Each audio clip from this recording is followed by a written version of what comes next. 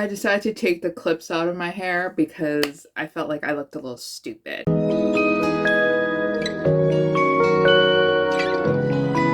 Now, if you guys didn't know, I went on summer vacation recently in the first half of July. I went to Atlanta, Canada. And if you don't know what Atlanta, Canada is, it consists of 4 provinces. There's Newfoundland and Labrador, Nova Scotia, New Brunswick, and Prince Edward Island. I went to 3 out of the 4. I went to New Brunswick, Nova Scotia, and Prince Edward Island. On Instagram, I kind of talked about an accident that I did go through that was a little traumatizing and a little bit scary. But I'll talk more about that in another video that I want to film too as well, which is a book haul slash like souvenir haul that I have, because I just want to show off all the cute things I got. This video specifically will be about the books that I read while on summer vacation. While I was there, I actually didn't have a lot of downtime for me to kind of sit down and focus and read my books, which was really frustrating because one of the biggest things that I really love taking time off from work is to actually just have time for me to read books, you know? Like I just want to sit down and read books. So being with my family made it really difficult, but I still managed to squeeze in a couple of reads here and there through audiobooks and also through reading on my phone while I was in the car. So these books are all summer themed. It made me feel so happy while reading them, even though some of the books are okay and some of them are good enough to put on your radar. So let's just get started with the stack of books. So I think the first book that I want to talk about is this one from Juliana Smith, and it's called Per My Last Email. And this is an office romance novel, so it's not really like summer vibes, but I really wanted to read another Juliana Smith novel, and this is her latest release. I've been meaning to read it, so I finally sat down and read it. And last time I was on vacation, I also read her books too, so I just felt like it was really fitting to read another one of her novels while I was on vacation. So Per My Last Email is essentially a friends to lovers romance. I thought it was an enemies to lovers romance, but it's between our 2 characters, our FMC and our MMC, who are best friends at work, and they just get along really well. They just know each other like to the T. And what we finally realized is that our hero was actually secretly in love with our heroine for like the longest time ever, but he just didn't want to ruin the friendship between them. So he just kind of kept it a secret, and he was fine and well, and he was going to live life just kind of comfortably, just being by her side without confessing his feelings at all. But then obviously there's circumstances where they're thrown together a lot of the times where they have to work a lot with each other and they just combust. The chemistry is just off the charts and they decide to embark on an actual relationship. I honestly found this book to be good. There's just some parts of it that I just didn't really like. I felt like that there could have been more of a spark between our 2 characters. Like sometimes it just felt like that they were too close of a best friends and then they weren't really like embarking that other nature of it. I felt like our heroine just kind of lacked the self-esteem in some parts. She would dress up really like down in the office because she didn't want people to make suggestive comments about her body. And then when she was on this retreat that they all went on, like the whole company went on, she finally dressed more of like a woman and something that she actually likes and she feels confident in. And it was just kind of like a struggle to kind of work through her mindset. But overall, I still enjoyed it, and I think it's a solid read. It's a 3 out of 5 stars for me, and I'm definitely going to keep an eye out for more Juliana's novels. She's definitely one of those authors that I instantly download from Kindle Unlimited. So the next book that I have here is this one that is completely summer themed. This one's called Same Time Next Summer by Annabel Monaghan, and she is the author of Nora Goes Off Script. And I read Nora Goes Off Script last year, and I just really enjoyed it. It was such a surprise to me of how much I enjoyed it. I feel like these books get marketed as like a women's fiction novel or like just a fiction novel, but it does have like really strong elements of romance in it, and I don't feel like enough romance readers talk about Annabel's book. Nora Goes Off Script was just kind of like a romance involving an older woman who was recently divorced and is trying to find herself and be more independent, and then she ends up falling in love with someone who is fixing up her house, and it's just so adorable. It was so cute. It was like slow burn, but it was fast paced at the same time because her books are usually like pretty thin. So I was really excited to read her latest novel. This one is a second chance romance involving our heroine who used to be in love with her childhood best friend until something happens pivotal moment that happens where she actually thinks that he never liked her at all, and she decides to kind of just give up her hopes. She moves to the big city because she's from Long Island originally, and she just moves out into the big city, leaves her whole family behind, and it's only until that when she needs to plan her wedding, then she kind of comes back to Long Island and she sees all her friends again. She sees her whole family. And then she starts to realize, like, does she even like her husband? Does her husband even like her? And also the fact that her high school sweetheart or her childhood best friend is still there on Long Island and really present and just really like sweet and really nice. And he's become like this international superstar. Like he's a singer now, and he is still like the same humble person. So now she's conflicted. She's confused. She doesn't know who she's going to like fall in love with ultimately and who she's going to marry in the end. I enjoyed it. I think it definitely made my road trips on my vacation pass by really quickly. It was a very short audiobook if you listen to it at a high speed, and it was entertaining. So I loved it. I gave this one a 4 out of 5 stars, and definitely an author that I would recommend to check out and an author that I am going to keep reading from now on. This one's called Practice Makes Perfect by Sarah Adams. I've read Sarah Adams before. I read When in Rome, which is like the first book in this series, and I really enjoyed When in Rome. It was like fun. It was like a fun little cute novel about a celebrity pop star who books a trip to Rome, but then she goes to Rome in the southern states by accident, and then she's like in a small town as a major celebrity, and then she ends up falling in love with someone from there who is a baker, and it was a cute romance. So I was interested in reading Practice Makes Perfect. My friend Jessica from Peace Love Books, XO, actually read Practice Makes Perfect in a reading vlog on her vacation, and I know that she really enjoyed it. So I was kind of eager to like see if I would like it too, and I did.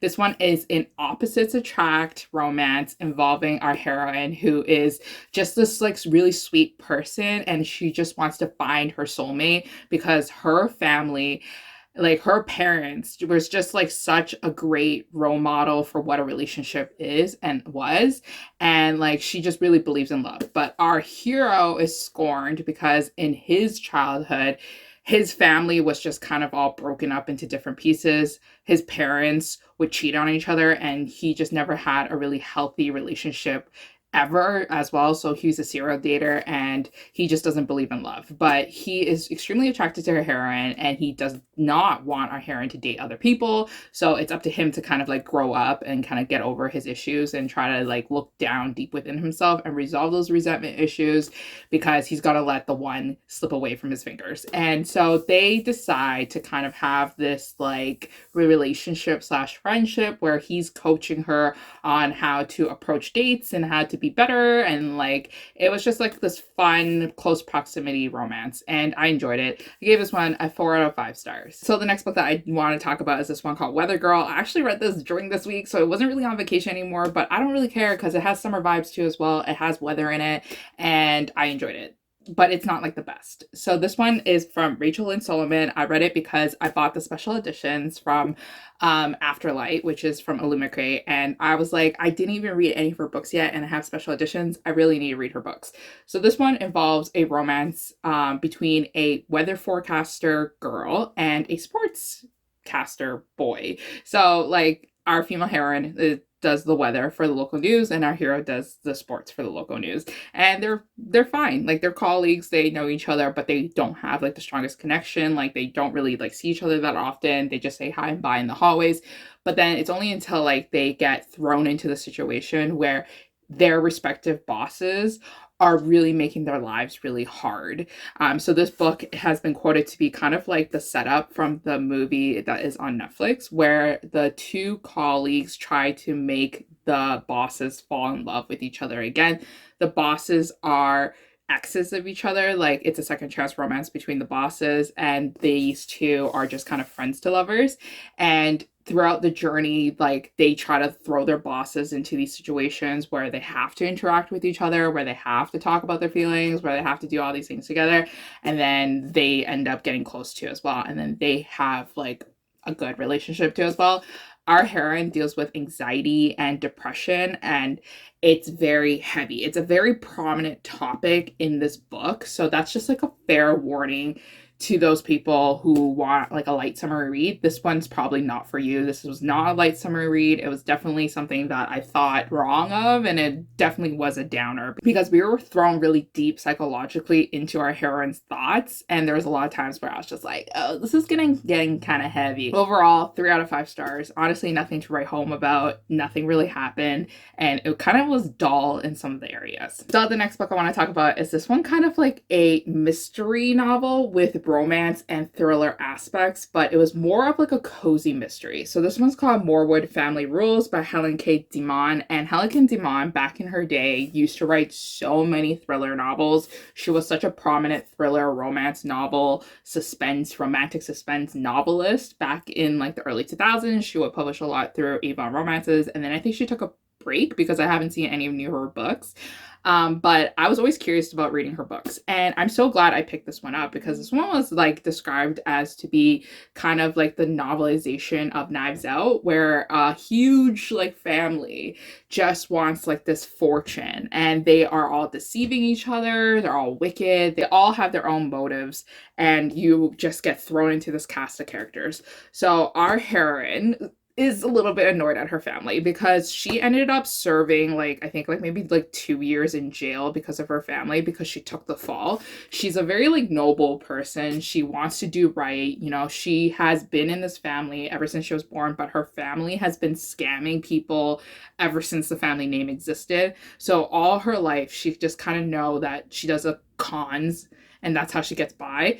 But she wants to wash her hands away from the cons and live like a really like right life and like, you know, be a law-abiding citizen. So she decides to con her family of the family fortune, and then now she is in charge of the family trust. And then all her family members, like her cousins, her uncles, her grandma, are all like throwing their hands up in the air going like, what are you doing? And then so they are plotting to try to kill her, and she is like, well, I need protection now because like these people are trying to kill me. So she actually ends up hiring a bodyguard, which is our hero, and our hero is just stoic.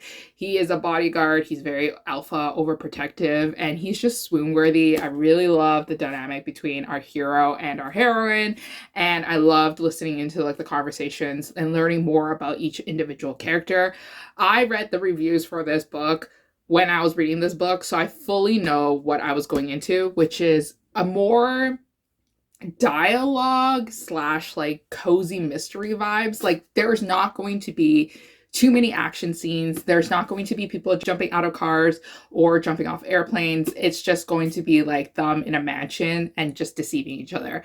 And I enjoyed it. So I gave this one 4 out of 5 stars. I'm definitely going to read more of Helen K's books, and I have some on my shelf already. So the next book that I want to talk about is this one called Happy Place by Emily Henry. And this was actually my first book that I read on vacation because I just jumped feet first into it. I knew I was going to really like an Emily Henry novel, and I know that Emily Henry is kind of like the queen of summer because all her books are set in summer.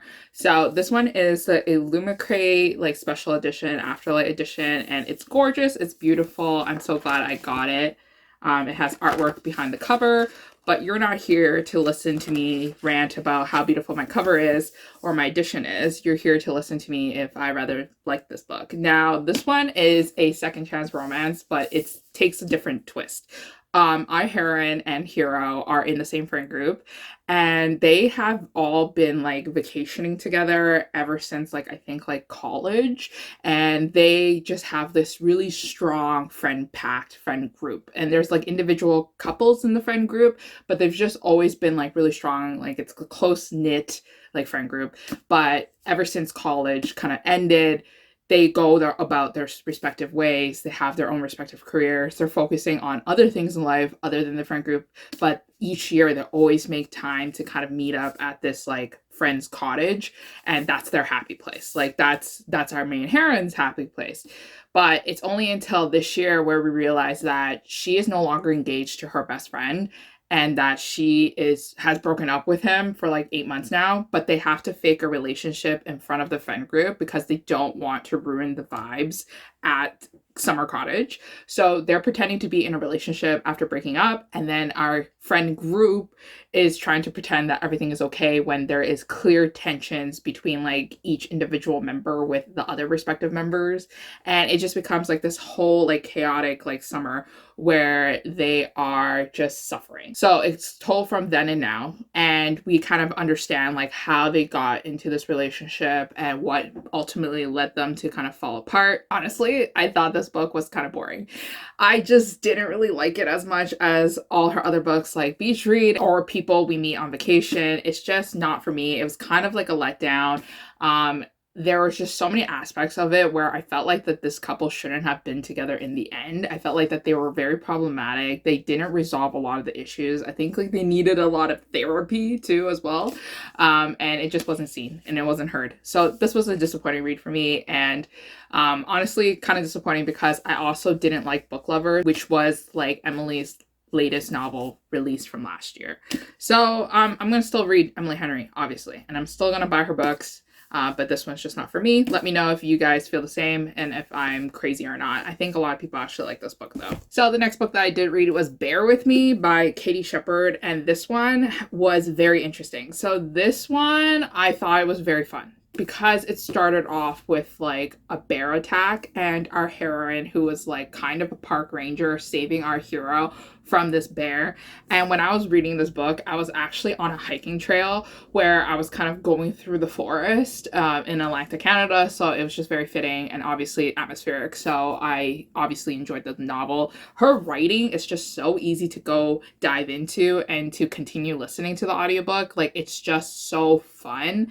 So it makes it really easy to get absorbed into the story and to see like the strong connection between our heroine and hero.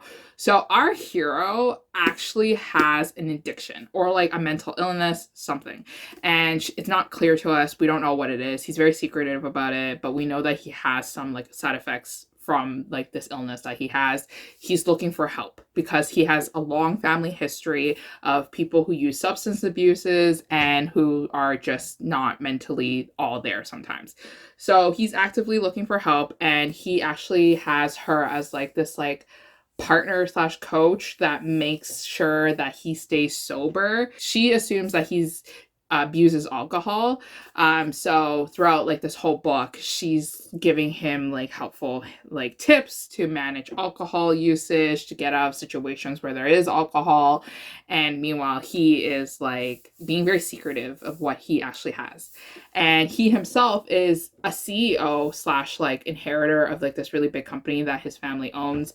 There's a lot of evil people in his life that are just nasty, and they are not there for his benefit. They are there to watch him fall, and they're there for him to kind of like slip so that they can take his place. And it's very like tough sometimes. And she's not used to this because she's used to like the simple life, right? The simple life of being in the forest, of looking at animals, but at the same time, she wants to better herself too as well. This book features our heroine having dyslexia, and we kind of like learn and understand the struggles that she has with it and what and how that impacts her and her self-esteem. Anyways, so the romance between our two characters happens really quickly. So the main problem that I had was that our FMC was totally unqualified to be like his healthcare provider, his like emotional coach. Like she has like no education in this, she has no experience in this whatsoever, so I don't understand why she was like hired to do this. So that was very like kind of like an extension of belief. And then overall the story just kind of got really like messy and dragged along towards the end, but still enjoyed it. So I gave it 3 out of 5 stars. Katie actually has a new book that's coming out in the fall this year. So she has 2 releases. This is her debut novel, and I'm excited to read the second book because her writing is just so fun. Okay, another book that I read that was not really on vacation, but it was this week, but I'm going to count it as like a summer vacation read. I don't care. Is this one called Summer Reading by Jenn McKinlay. And I like Jenn McKinlay's books. Like, so she wrote some books that I read in the previous years, and I think that they're great. Let me just see like what title the books are, because she wrote so many. So Paris Is Always a Good Idea was the first book that I read from her that was like an adult romance novel that I really enjoyed. It was about our heroine who had father issues, had to go to Paris to go watch her father marry a different woman. And she all her life thought that her father would never remarry, but he did. and so she has to deal with it. So I really like that one. And then Wait For It was the latest Jenn McKinlay adult romance novel that she wrote that was published last year. And I enjoyed that one too, but there was like just issues towards the end that I didn't really like. That one involved our heroine. I think she was like a romance author, and she was like having a writer's like slump. So she decides to kind of take a vacation and go live in this house by herself in like a different state. And then it's only then does she realize that her next door neighbor is like super hot, and she falls in love with our next door neighbor. But our next door neighbor has like his own issues too as well. So summer reading involves our heroine, who is dyslexic. Once again, she does not like books. She does not like books. She cannot read properly, so she just hates it, and she just never liked it. She's confused about why people like books in the first place. But our hero is a librarian, and he loves books, and so they meet on the beach when I think like she accidentally pushes him, and then he tosses his book into the ocean, and then he was like stuck at this like very critical point in the book. It was like a cliffhanger, and he's just like distraught. Like, but they make their amends and they become friends, and it's only until like they realize that the small town that they're living in currently, they keep running into each other, where they kind of build a friendship, and then ultimately they kind of dive into a relationship because their chemistry is just so strong. So our heroine is dealing with a lot. She's kind of like an underdog of the story because she moves back to the small town that she grew up in because she has no job anymore. She quit her job back in the big city of being like a chef. And then it's there where she kind of reconnects with her younger brother too as well. And we kind of see her flourish, and we kind of see her do better for herself and everything. And then meanwhile, our hero is living with the fact that he has never known who his dad was. And that's where this book gets weird. So like they hook up and they're together by like midway through. So that's very fast in my opinion. Like I'm used to slow burn romances where they're not together until like the 75% mark.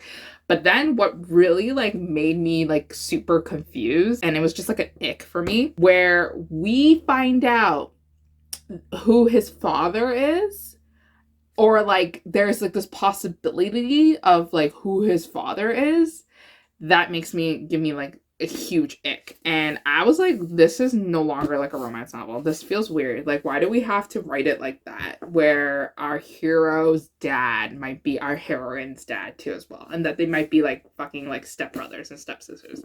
I don't know, gave me the ick. Don't worry, it's not brothers and sisters romance. They are strangers. They are okay to be dating, but it was just the ick. I just didn't like it, so I gave this one a 2.5 out of 5 stars. It took a very long time for me to finish to read too as well. I don't know why. I think like the writing style for this changed.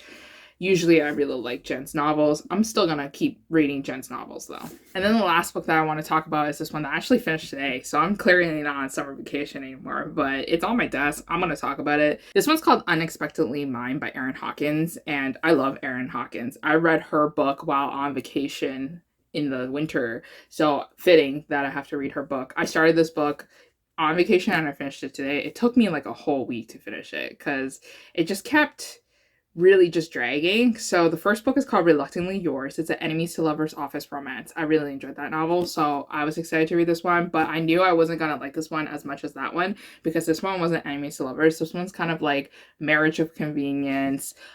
Gets drunk in Vegas, wakes up married, and then they have to stay married to save her business and to kind of like keep her reputation afloat. Our hero is very interesting though. Our hero is a magic mic dancer kind of thing, and he decides to quit his job after his last dance because he has finally graduated law school. He wrote his bar exam and he's waiting for the results. He's gonna become a lawyer, and he's finally gonna like start a life, because all his life, or like for the majority of his adult life, he was taking care of his younger sister because his parents passed away.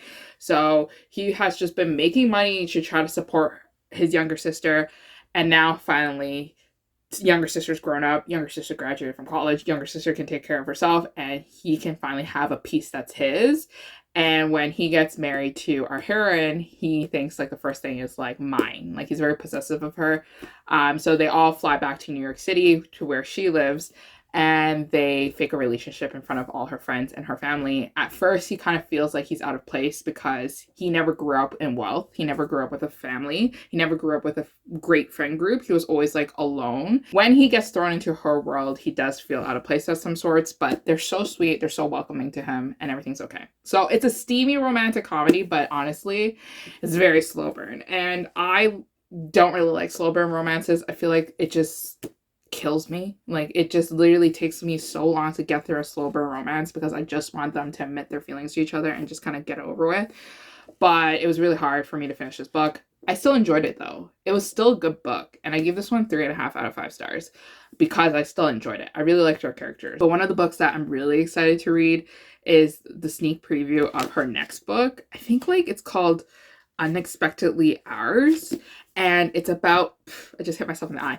It's about our hero's younger sister getting accidentally pregnant with one of the friends. And I'm excited for it. So that book comes out next month in August, and I'm going to read that as soon as possible. But anyways, that is it for all the books that I've read during my summer vacation / kind of like returning back from summer vacation. And hopefully you guys enjoyed this video. Hopefully you guys had some books to add to your TBR. And I'll see you guys again next time in a new one. Goodbye.